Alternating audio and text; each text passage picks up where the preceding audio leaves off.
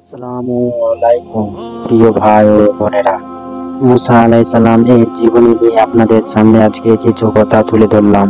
হযরত আব্দুল্লাহ ইবনে আব্বাস রাওয়া বর্ণনা করেন, যখন হযরত মুসা আলাইহিস সালাম এর জন্মগ্রহণের সময় হলো, তখন তার মাতা একজন ধাত্রীকে ডাকলেন। এই ধাত্রী সেই ধাত্রীদের অন্যতম, যাদেরকে ফেরাউনের লোকেরা নিযুক্ত করে রেখেছিলেন। যে বাড়িতে কোনো শিশুর জন্ম হতো, তাদের কাজ ছিল ফেরাউনের লোকেদের নবজাতক শিশুর জন্মের সংবাদ দেওয়া। এ খবরের ভিত্তিতে ফেরাউনের ঘাতক বাহিনী এসে নবজাতক শিশুকে হত্যা করত।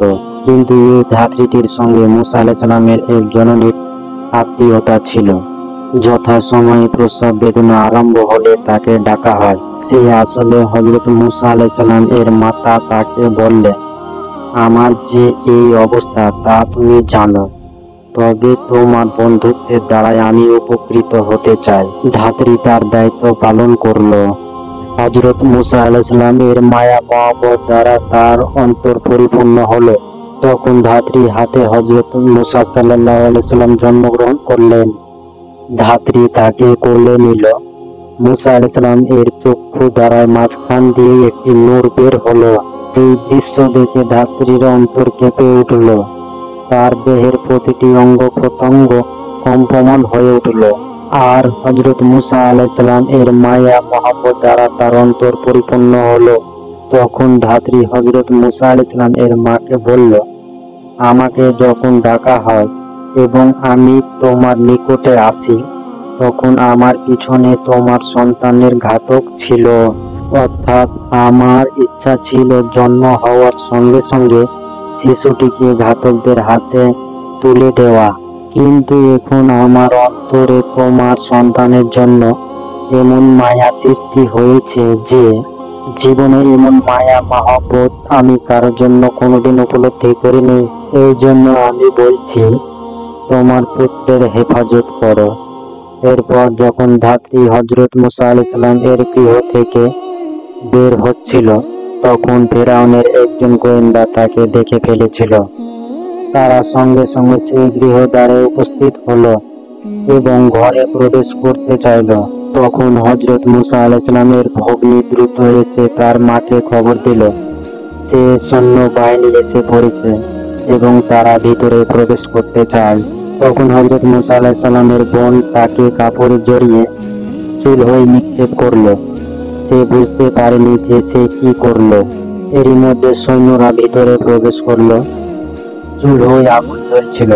হযরত মুসা আলাইহিস সালামের মাথার চেহারার কোনো ভাবান্তর হলো না। সৈন্যরা জিজ্ঞাসা করল, ধাত্রী কেন এখানে এসেছিল?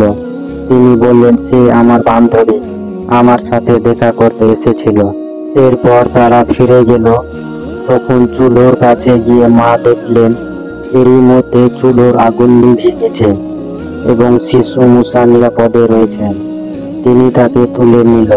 কিছুদিন ফেরাউনের সৈন্যরা ঘরে ঘরে শিশু সন্তানের অনুসন্ধান করতে লাগল। তখন তিনি তার পুত্রের ব্যাপারে ভীতু হয়ে পড়লেন। ওই সময় আল্লাহ পাক তার অন্তরে ইলহাম করলেন যে শিশুটিকে একটি কাঠের বক্স নির্মাণ করে রেখে নীরবে ভাসিয়ে দাও। হযরত মুসা আলাইহিস সালাম এর মাতার অন্তরে এই ধারণা আসার সঙ্গে সঙ্গে তিনি এক কাঠ মিস্ত্রিকে বক্স তৈরির নির্দেশ দিলেন। লোকটি বলল, এমন বক্স তোমার কি প্রয়োজন? তখন মুসা আলাইহিস সালাম এর জননী মিথ্যা বলেনি। তিনি জবাব দিলেন, আমার একটি শিশু সন্তান রয়েছে, তাকে এর মধ্যে লুকিয়ে রাখবো। তিনি বললেন, ফেরাউনের সৈন্যদের ভয়ে। যা হোক, তিনি বক্স নিয়ে রওনা হলেন। এদিকে কাঠ মিস্ত্রি সৈন্যদের নিকট এসে খবর দেওয়ার জন্য হাজির হলো। ফেরাউনের সামনে সে কিছু বলতে চাইল, কিন্তু আল্লাহ পাক তার বাক শক্তি নিয়ে নিলেন। এরপর সে হাতের ইশারায় কিছু বোঝাতে চাইল, কিন্তু তখন সে তাও ব্যর্থ হলো। তখন সৈন্যদের সর্দার তাকে পিটিয়ে বের করার নির্দেশ দিল। যখন সে তার স্থান থেকে বের হয়ে এলো, আল্লাহ পাক তার বাক শক্তি ফিরিয়ে দিলেন। আর সে পুনরায় সংবাদ পৌঁছানোর জন্য সৈন্যদের নিকট হাজির হলো, কিন্তু আবারও তার বাকশক্তি চলে গেল।